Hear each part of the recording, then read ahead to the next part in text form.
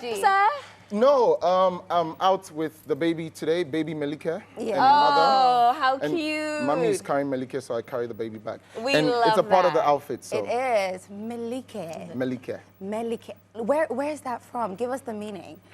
So Melike basically is, I am rooted firmly, Melike. And it's my name with the M at the beginning. Okay. Yeah. Elikem with an M. If it's a nice name, yeah. If it's a nice name, it's okay. We'll take it. What's been going on with you?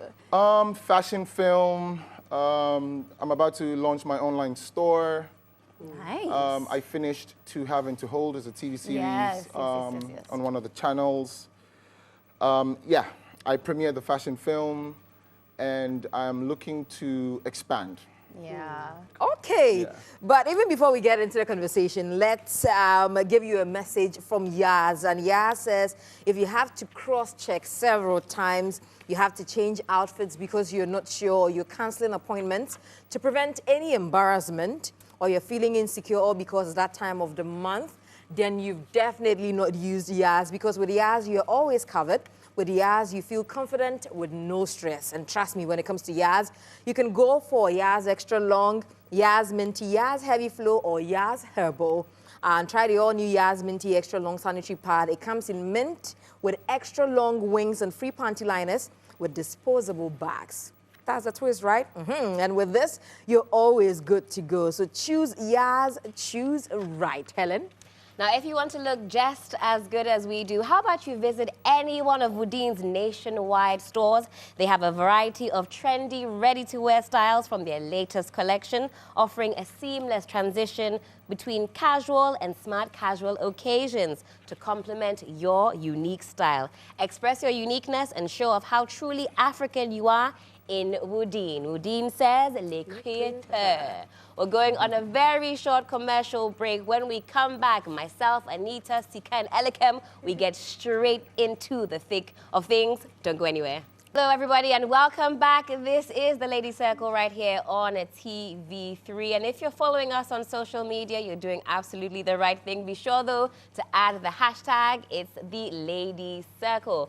Today, we have Elikem Kumordzie in the house. And he's going to be chopping it up with us all evening long. We're certainly excited about that, and I know you are as well. So let's dive straight in, guys. Are we ready? Yes. This one I know we're all very familiar with, the phenomenon of fake news. We live in an era where news travels faster than the speed of light, especially fake news.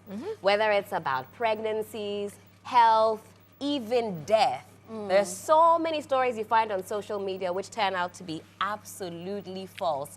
But I've heard from a few quarters, who cares about the truth when the lie is so much more juicy? Elikem, I'll come to you because I'm sure you've been on the receiving end or you've been the subject of fake news many times. Yeah, every now and then, sometimes it's more exaggerated than fake. And yes, you only grow a tough skin in the industry we're in to understand that it comes with the perks of being famous or being known. And also, it's just the thing with life. Yeah. No matter what you do, there's going to be a clear divide. There's going to be people who agree with you and people who don't. And so once you come to understand that, and you come to understand that empty barrels are the ones that make the most noise, you'd realize that whatever people are chanting about, quote unquote, is just the people who probably have the time, spare time on their hands to do stuff. Because if you're busy. Look at you. If you're, I mean, you don't have time for fake news. You don't have time to talk about people or fake the news if you're genuinely busy with the right news. Yes. Right. I'm loving the energy you're bringing. Yes. Shots fired. He said empty barrels. Empty barrels. Absolutely love it. Some people seem to think that fake news, well, any kind of news is good news. Any kind of publicity is what good. they say. You know, we are in an industry where relevance is so important. Some people just come in for the sake and love and obsession of fame. Right. And even if it's a bad thing, they'll take it because at the end of the day, when they walk down the road, people will recognize them, good or bad. And they know that they can always turn a bad into a good. Are you one of those people where you think, oh, all publicity is good publicity? I think all publicity is good publicity depending on how you use it. once there's news about you, fake, quote unquote, which travels faster, there's attention on you. There's eyes on you. And so if you can channel that, audience or attention or people wanting to hear from you and see from you and put that into your work, put the pain into purpose and work with it, you'll realize that people will even start to notice you and be like, but this guy actually does good work. Why are they bashing him so much? And whatever they're bashing him for is not even that serious. Yeah. Now, there was a story that was trending very recently. I think it's the latest in line of fake news. Steve Harvey and his wife. And there were rumors swirling that she was having an affair with the pool boy, with the bodyguard. Or the chef. With the chef. I don't even know if the driver was involved at this point, but all sorts of rumors. And we found out subsequently, from the players involved that it was completely false. Anita, I saw people jubilating. Sometimes, is it a case of misery loves company? So we amplify the negative news. Even right here, Lady Circle, when we cut certain clips and we put it on the socials. Helen, do you want to go there? Maybe not. Let's speak to the because issue. Because you know something, my dad says, that was what my dad said. I'm like, I have to talk. But I mean, it comes with a job. No matter how careful you try to be, the moment you decide to fuel it, it blows up. And sometimes it blows up in your face. So one thing I've learned over the years, and there are two people I've learned this thing from. I learned it the hard way because I was that kind of person that previously, I don't poke my nose into people's stuff, basically. So I felt like, people will not talk about me, or people do not have to talk about me. Unless Lola makes you do that. You get it. But at the end of the day, whether you like it or not, people will talk about you. Even when you're minding your business, they will talk about you. But Elikem, they spoke about you some time back and talking about Sarkodie. You made some comments about his outfit. Yeah. And you were trying to tell his designer what to, do next time. But it blew up and in my face, huh? In your face. Elikem, you're like, brave. Who are you, Elikem, to talk about? Wow. About Sarkodie that, I'm a big Sark fan. Yeah.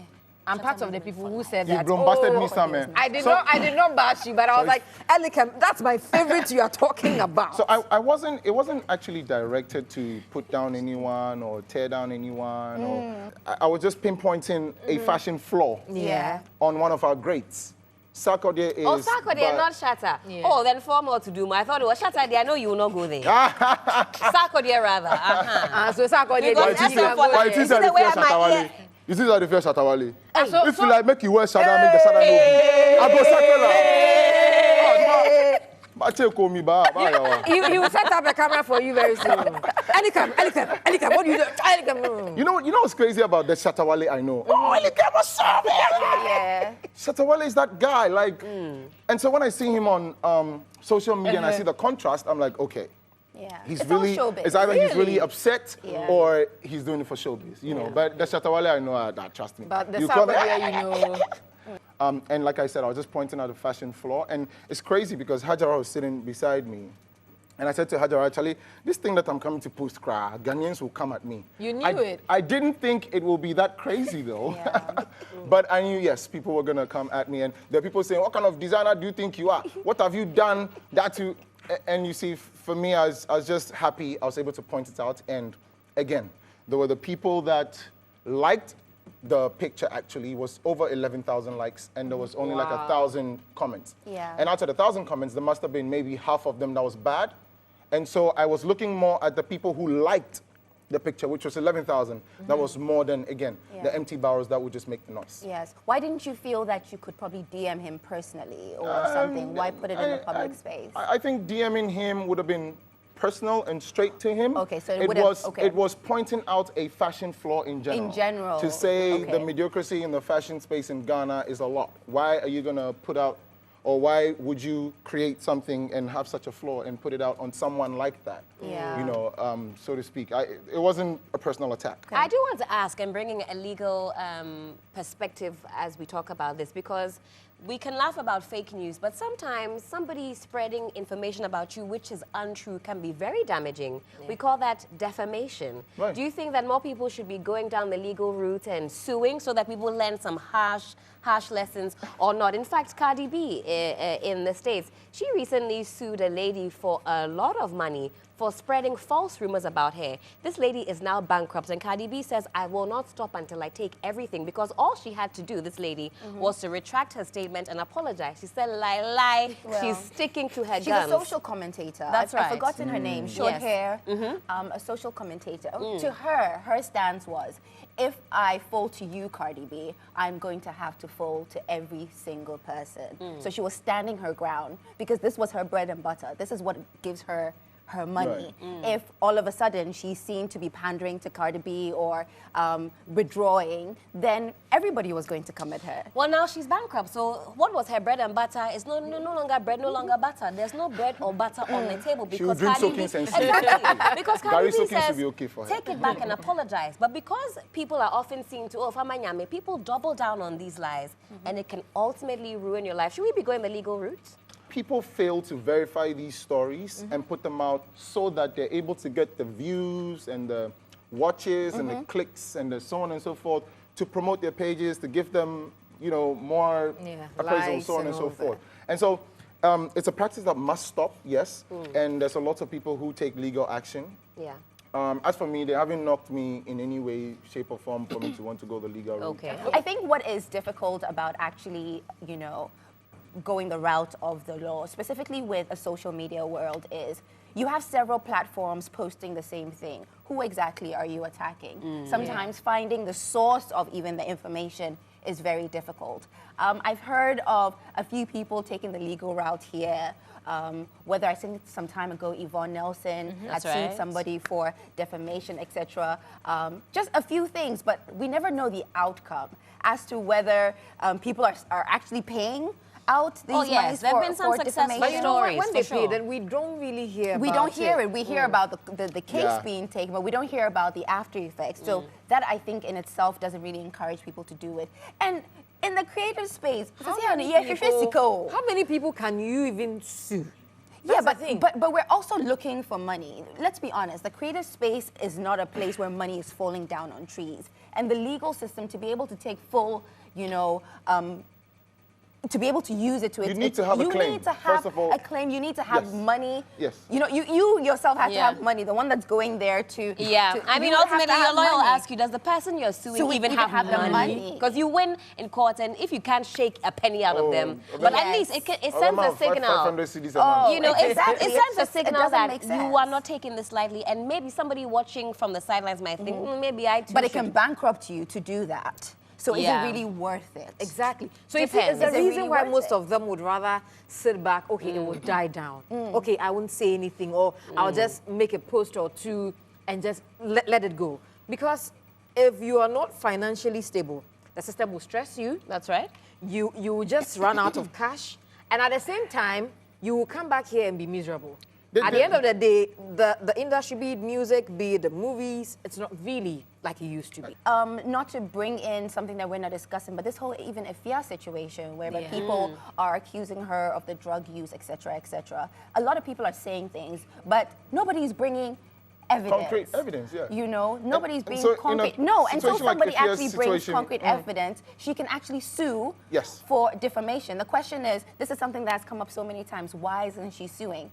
You know, and this is a tag that has been on her for years. So, but ask yourself meaning why that- she's not suing. Now Exactly. it depends on who is saying what. You won't sue like a regular social media user. However, Like media houses or you pundits? sue. Yes. So, for example, we sat here and said verbatim that for sure we know we've seen her ABC. Yes. Then You she have can to sue prove that, exactly. okay. And so, on a platform like this, depending on the audience and so on and so forth, it could affect her brand in a way, and Yes. so she can Yeah. take that on. But you're not going to sue every other Tom, Dick, and Harry on social media for just saying Yeah. you use drugs and so on But and so people forth. just go and just Depends on say who. anything, and Oh I yeah, think people that's unfair. talk, which is why I'm saying whether you do A or you do B, people will talk. And so Exactly. you need to understand that the industry. That's why you're we'll in. do C. Well, we've spoken a lot about other celebrities, but we have a big celebrity in our midst. Like he said, not only is he, does he have his own fashion line, he's an actor, he's an entrepreneur, he's a model, he's a father, and a good one at that. He's everything I rolled like the in. father part. Thank you very much. You're welcome. Everything rolled into one. We want to get to know him a little bit more and talk about everything that he dabbles in. But before we do that, we have a quick video that we'd like to watch, and then when we come back, we get into it.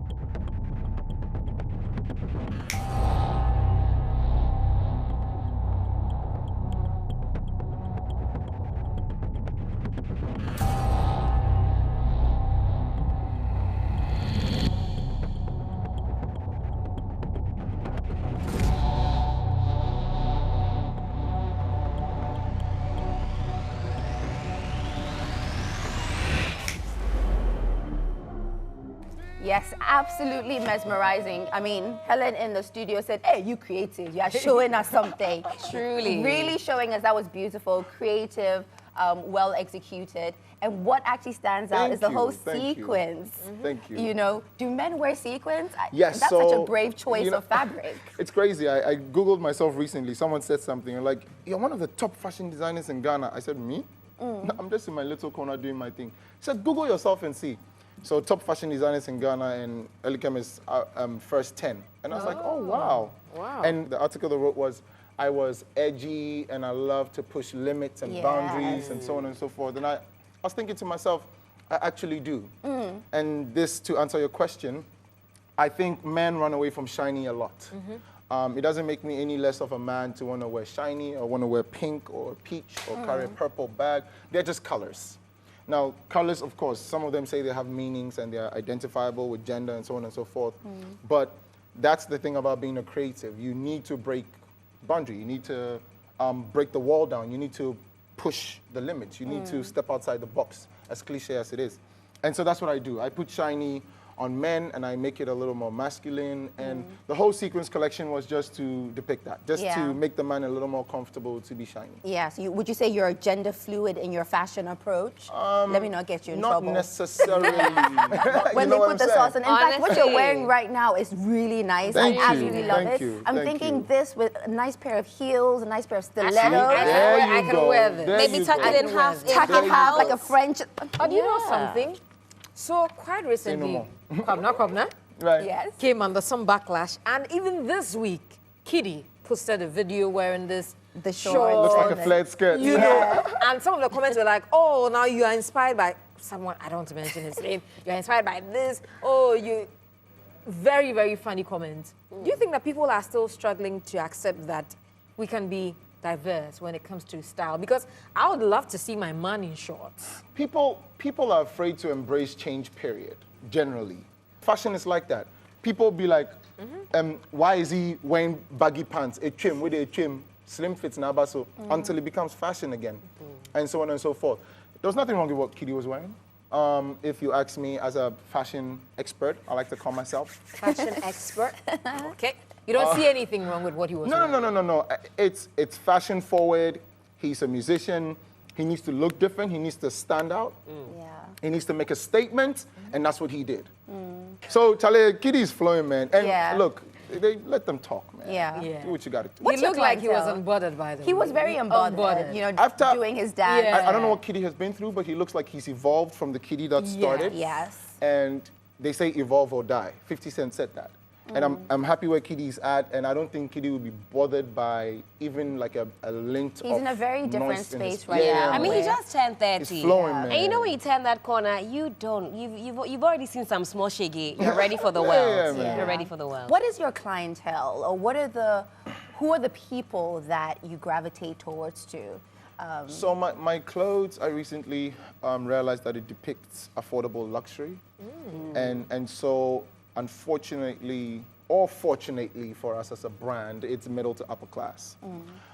Every now and then we find ourselves trying to cater to everybody else, because the fact that you're not middle to upper class yet doesn't mean you'll never be middle to upper class. You will make money in the future. You could make money in the future if you get serious at your work. And so we try to do discount sales every now and then so that those who can afford it yet but want to affiliate with the brand and want to also wear something luxury, affordable luxury, can also grab a bit of it. Oh, wow. I'd be selling shirts for 100 cedis, buy two, get one free. No. So how come we've always thought that your shirts are selling for 1,000 cedis? I have an outfit on my online store that's coming out that's selling for $2,000. That's a little over 20,000 Ghana cedis. And it's because... One outfit? Yes. The fabric is all handmade. It's exclusive. You won't find anywhere else. Okay. I mean, it's sequence. It's part of the sequence collection, and that's $2,000. Yeah. However, on the same online platform, I have a shirt for 250 Ghana cedis. Okay. So What depending section on is that? That's my section. So we go and check it out and see if we can buy like 10. That's our section. Exactly. lower left corner. Write that down, please. Scroll down. And so- Did you ever let go of this? No. This is what has gotten me business from day one. Yeah. I used to walk around Rhapsodies when I had no clients with them. The first time I forgot my tape around my neck. And I went out. And the security guy was like, hey, what job with tape? And I'm saying, I forgot. Yeah. And then I just walked through anyhow. I was like, Charlie, let's see what happens today. Yeah. And like joke, are you a tailor? Did you make this shirt? Oh. And that was it. Took No, my it was number, sent me brilliant. money, and Who so, came up with the idea? Was it you or somebody else came up like with the I idea? said, I forgot and was wearing the tape around. I'll be working and I have to go somewhere and the tape You is just around my put neck. it Okay. So And it wasn't tailors do that a accidental. lot. Yes. We forget. Yeah. Do you ever think back on your Big Brother days?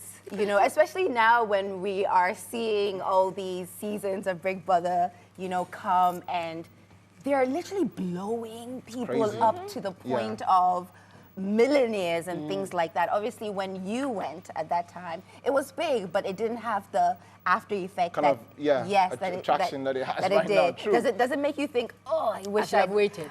I'd gone now? No, a lot of people say the season I was on was the best season yet. So they say, for Big Brother Africa. So Big Brother Africa is an entirely different game from Big Brother Niger. Okay. That's Yeah. right. And with Big Brother Africa, you have people coming from different cultures, different accents, different mannerisms, different so and so and so. And so it was a different environment. We had to fly out of Ghana. They put us in a SA, yeah. hotel. They'll keep you with your chaperone. You're not allowed to go out to see your other housemates because it's supposed to be big elements of surprise. And so it was an entirely different experience. However, yes, it didn't have as much impact, but it did have a lot of impact. I was the first Ghanaian to ever make it to the finals, so it was big for me upon Yeah. my return. And so for me, I was going into the house and I wasn't so famous. I was in a couple movie covers. I dressed one or two celebrities. Nobody really knew me. So it was still 0 to 100 by the time I came back. And it was overwhelming. And I didn't know then what I know now and how to use the fame and the name and the game. And, you know, there was a lot of controversy around me at the time and, you know, all of that. I didn't know to use pain into For purpose. purpose. You know, and so, yes, if it was in today's time and era, I would, of course, capitalize on that and milk the situation, you know, to the T. Yeah, every it was day. such an entertaining season. You were given us the slangs, the rush. Oh, yeah. the slangs. But which For year sure, was face that, small, you know? 2013. Yeah. A decade ago. Yeah. We'd love Elikem to see him in back there. in the house, for sure. Or maybe this time they put in, you know, all of Africa's top, what is it, designers and tailors. That could be another That's little another juicy reality type reality show. show. Yeah. The powers that be, call me. In any case, we're having so much fun still here on the Ladies Circle. We're taking a very quick spin around. Don't go anywhere. There's more to come.